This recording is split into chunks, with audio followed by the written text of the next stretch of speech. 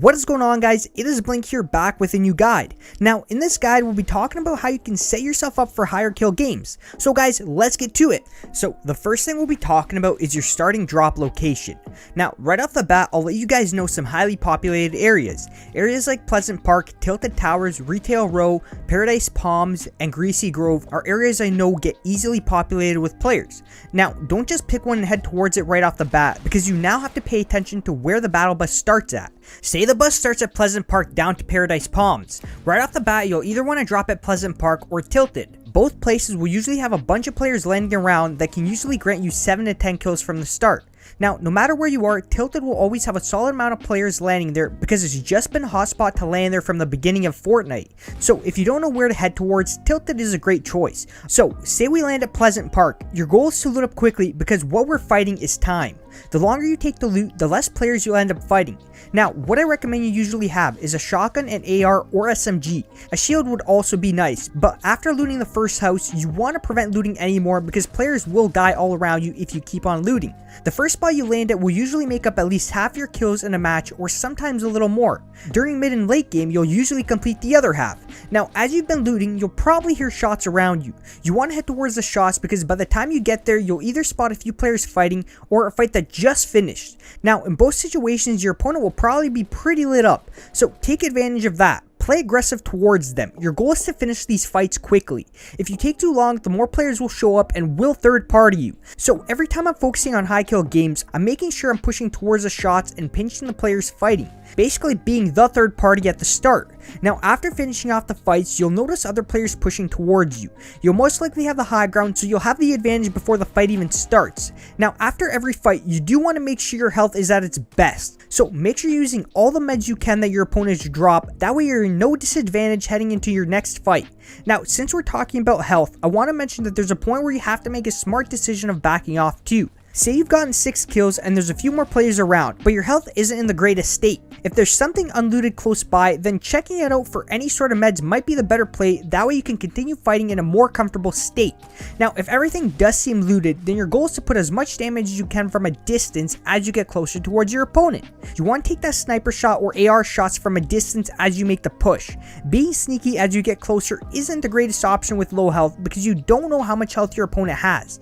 You want to avoid your opponent from having more than one chance of taking a close range shotgun shot towards you that could potentially end you. So taking shots from a distance, trying to get your opponent down to that white HP will notify you he's got no shields left. You'll now have a better chance of getting that close range elimination because a few more shots is all you need to take. Now another tip I want to mention is to avoid trying to upgrade your gray weapons off the start. If you've got a close range and far range loadout, then don't worry about the weapon colors because building at the right times is what's going to give you the kill towards your opponents.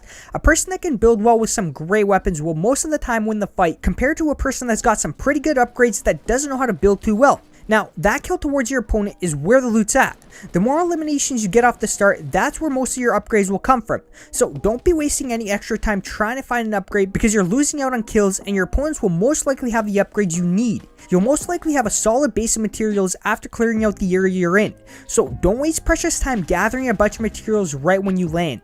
Having around 200 materials should slowly add up as you go for those early pushes. Now, once again, your opponent will have the loot you need, so focus on eliminating them. This next tip is about the new Rift to Go item in Fortnite. It's a super good way of making quick rotations and spotting players from above.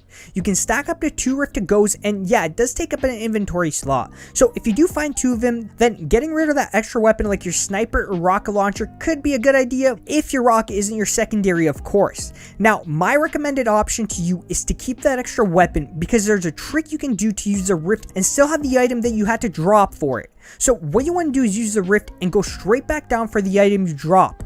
You'll have time to pick it up and go right through the Rift again.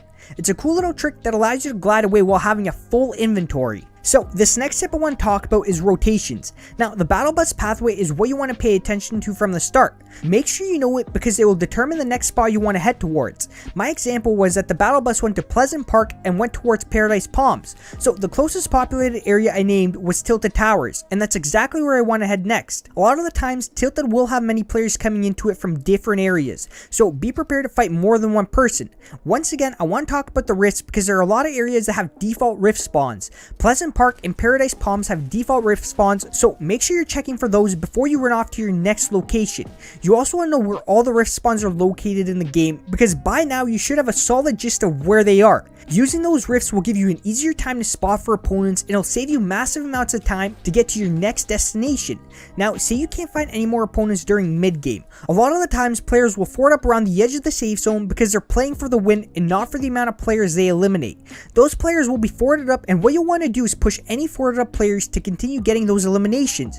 Another thing I like doing is if I have a bouncer and a jump pad, I'll set it up and glide around the area to see if I can spot for any players from a distance. You don't want to build too high and you don't want to build too low.